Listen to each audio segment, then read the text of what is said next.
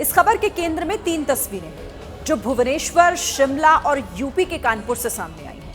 तीनों तस्वीरों में एक बात कॉमन है और वो ये कि सत्ता के नशे में नेता कई बार खुद को राजा समझने लगते हैं और जनता को अपनी प्रजा। फिर वो क्या करते हैं वो तस्वीरों के जरिए आपको दिखाते हैं। पहली तस्वीर ओडिशा की राजधानी भुवनेश्वर की है, जहां पर नगर निगम के अतिरिक्त आयुक्त रत्नाकर साहू पर शिकायत सुनवाई के दौरान बीएमसी पार्षद ने अपने साथियों के साथ हमला कर दिया। पुलिस ने इस मामले में 5 लोगों को गिरफ्तार किया है। सत्ता के नशे की दूसरी तस्वीर हिमाचल प्रदेश से आई है, जहां पर हिमाचल के कैबिनेट मंत्री अनिरुद्ध सिंह पर NHAI के मैनेजर ने मारपीट का आरोप लगाया है। इस मामले में राज्य के पंचायती राज मंत्री के खिलाफ FIR दर्ज हुई है और ऐसी ही एक खबर उत्तर प्रदेश के कानपुर से भी सामने आई, जहां भारतीय जनता पार्टी के MLC अरुण पाठक और IPS अंजलि विश्वकर्मा के बीच जमकर बहस हुई। यहां बहस के दौरान IPS अधिकारी ने डील शब्द का इस्तेमाल किया था, जिसके बाद दोनों के बीच जबरदस्त नोकझोंक हो गई। सबसे पहले बात कर लेते हैं भुवनेश्वर की, जहां पर नगर निगम के अतिरिक्त आयुक्त रत्नाकर साहू का दफ्तर आज अखाड़ा बन गया। रत्नाकर साहू अपने दफ्तर में बैठकर जन सुनवाई कर रहे थे, लेकिन तभी बीजेपी के पार्षद उनके ऑफिस में घुसे और रत्नाकर साहू के साथ जमकर मारपीट शुरू कर दी। अतिरिक्त आयुक्त रत्नाकर साहू को जमीन पर गिराकर पीटा गया। इस मामले में पुलिस ने बीजेपी पार्षद समेत 3 लोगों को गिरफ्तार कर लिया है।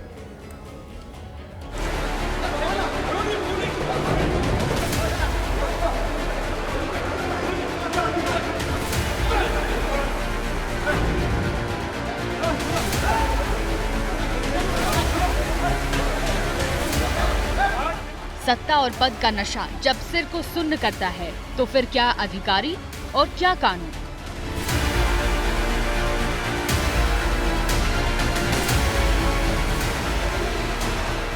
ओडिशा की राजधानी भुवनेश्वर में नगर निगम के अतिरिक्त आयुक्त रत्नाकर साहू पर अचानक हमला कर दिया गया।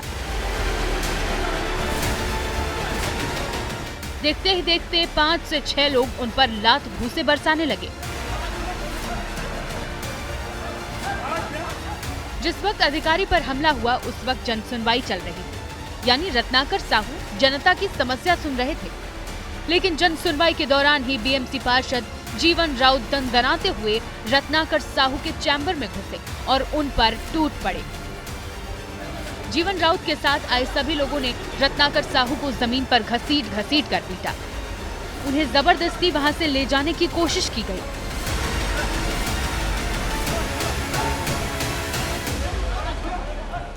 These 5 to 6 persons, they attacked me brutally. They dragged me to outside, scolded me. Merciless attack was there. They took me to that vehicle which was outside to abduct me. Not only once I got free, again they dragged me to the particular vehicle. राजधानी के बीचों बीच सरकारी दफ्तर के अंदर हुई मारपीट का ये वीडियो देखते ही देखते वायरल हो गया। अतिरिक्त आयुक्त पर जिस तरह से हमला हुआ उससे नगर निगम के कर्मचारियों में गुस्सा फैल गया और काम बंद कर दिया गया। कर्मचारियों की एक मांग है कि पार्षद समेत सारे आरोपियों की गिरफ्तारी हो। यहाँ कोई भी सुरक्षित नहीं है। कोई भी सरकारी ऑफिस में सरकारी ऑफिसर लोग देख सकते हैं इस फुटेज में कैसे मारे। अटेम्प्ट टू मर्डर होना चाहिए, उन लोगों के अगेंस्ट में ये लागू होना चाहिए। रत्नाकर साहू के साथ हुई मारपीट के बाद पुलिस भी एक्शन में आई है और पुलिस ने जांच शुरू करते हुए 5 लोगों को गिरफ्तार कर लिया है। पुलिस ने मामले में FIR करते हुए मुख्य आरोपी बीजेपी पार्षद जीवन राउत और उसके साथ ही रश्मि महापात्रा, देवाशीष प्रधान, संजीव मिश्रा और सचिकांत स्वैन को अरेस्ट किया है। किसी ने इसको सपोर्ट नहीं कर रहा है। सुनिए, हम लोग को नहीं सुनिए, नाकामी का कोई बात नहीं है। इंसिडेंट हुआ है, हम लोग मान रहे हैं, हम नहीं मान रहे हैं सबको, लेकिन थोड़ा हमको टाइम दीजिए इन्वेस्टिगेशन के लिए। भुवनेश्वर के सरकारी दफ्तर के अंदर नगर निगम के अतिरिक्त आयुक्त से मारपीट को लेकर राज्य की सियासत भी गर्मा गई है, जिस पर पूर्व मुख्यमंत्री नवीन पटनायक ने एक्स पोस्ट करते हुए लिखा, आज रत्नाकर साहू OAS अतिरिक्त आयुक्त को उनके कार्यालय से खींचा गया। बीजेपी पार्षद की मौजूदगी में बेरहमी से लात घूंसे मारे गए। सबसे भयावह बात ये कि दिन के समय भुवनेश्वर के बीचों बीच ये हुआ। एक वरिष्ठ अधिकारी अपने कार्यालय में जनता की शिकायतें सुन रहे थे।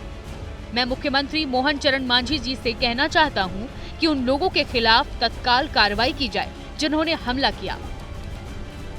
बीजेपी पार्षद ने जिस तरह से मारपीट की, उससे पार्टी भी बैकफुट पर है।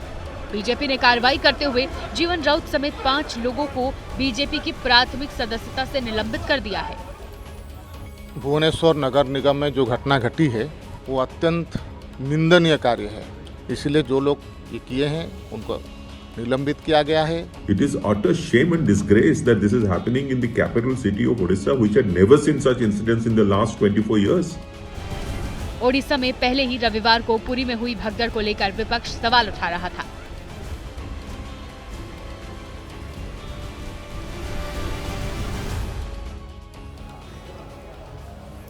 सत्ता के नशे की एक तस्वीर हिमाचल प्रदेश से भी सामने आई, जहां सुखू कैबिनेट में मंत्री अनिरुद्ध सिंह बाढ़ बारिश के बाद बिगड़े हालात का जायजा लेने आए थे। लेकिन यहां मंत्री के सामने लोगों ने 4 लेन हाईवे का मुद्दा उठा दिया, जिसके बाद मंत्री ने NHAI के प्रोजेक्ट मैनेजर को सबके सामने डांट लगा दी। इस मामले में अब NHAI के प्रोजेक्ट मैनेजर का आरोप है कि मंत्री अनिरुद्ध सिंह ने एक बैठक में बुलाकर उनके साथ मारपीट की है, जिससे उन्हें गंभीर चोट आई है। पुलिस ने इस मामले में मंत्री के खिलाफ FIR दर्ज कर जांच शुरू कर दी है।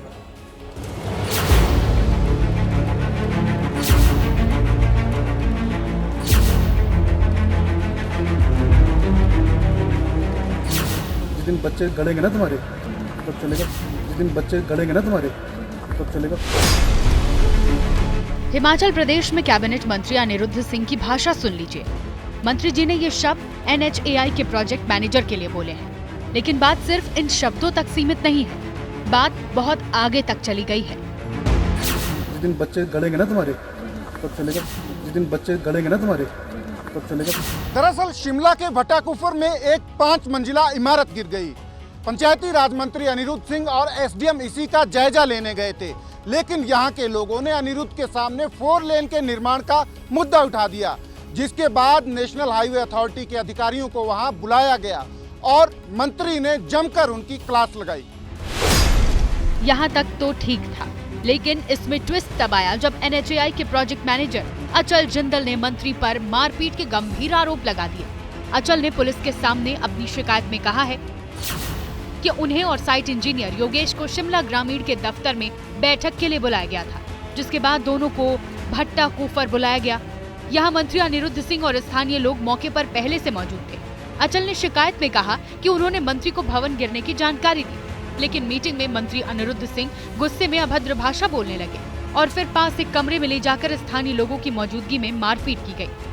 NHAI के प्रोजेक्ट मैनेजर ने कहा कि पानी के मटके से उनके सिर पर वार किया गया, जिससे उन्हें गंभीर चोटें आई हैं। साथ में मौजूद जब साइट इंजीनियर योगेश ने बीच बचाव किया तो उनके साथ भी मारपीट की गई।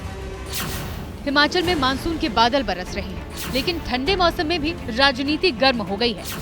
बीजेपी नेता अनुराग ठाकुर ने सवाल उठाए हैं कि राज्य में अधिकारी और कर्मचारी तक सुरक्षित नहीं है। अधिकारियों को बंद कमरे में मंत्री और उसके सहयोगियों द्वारा पीटा जाता है। क्या हिमाचल प्रदेश में कोई सुरक्षित है या नहीं? ये किस तरह के हालात देवभूमि और वीरभूमि के कर दिए गए। हिमाचल में कांग्रेस की सरकार है और सरकार के कैबिनेट मंत्री पर मारपीट के गंभीर आरोप चस्पा हुए, जिसके बाद कांग्रेस भी बैकफुट पर दिख रही है। मुख्यमंत्री जी के संज्ञान में इस विषय को लाया गया है, तो जो भी इसमें कार्यवाही करनी है या जैसे भी इस पे आगे बढ़ना है, वो कार्य जो है वो मुख्यमंत्री जी इसका संज्ञान लेंगे। सत्ता और पद का नशा कई सालों या उम्र भर तक हावी रहता है। इस पर हमने आज एक चार्ट तैयार किया है, जिसे देखकर आपको समझ आएगा कि सत्ता वाले नशे के आखिर लक्षण क्या है।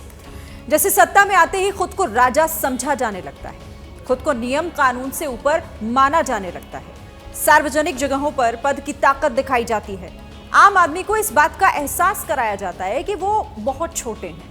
सत्ता वाले नशे की वजह से ही सिस्टम को ठेंगे पर रखने वाली सोच पनपती है।